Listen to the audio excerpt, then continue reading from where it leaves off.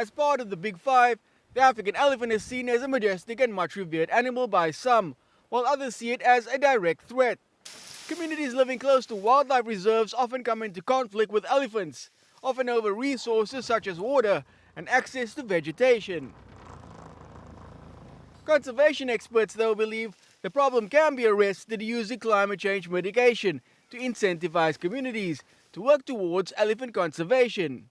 Will it be investment in carbon services, carbon capture services by elephants, and we can use this money to work and reduce human elephant conflict and pay local communities to be stewards of nature instead of extracting.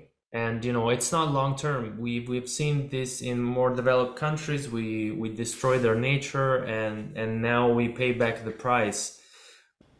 With the expansion of rural areas bordering wildlife reserves, there's become an increasing risk of conflicts, which are often hard to manage. Communities seek access to water for themselves as well as their livestock, as do elephants, who can travel in significant numbers, often being protective of their young. The death of more than 20 African elephants highlights the need for urgent community wildlife conflict solutions in order to prevent the communities from taking the law into their own hands. According to elephant experts, there is already growing evidence that climate change is having an adverse impact on the elephant's habitat. We're finding extreme variations of heat and then cold and then flooding and all sorts of things happening, especially invasive species of plants and all the good species are being wiped out, the marulas and the trees that are very important for biodiversity.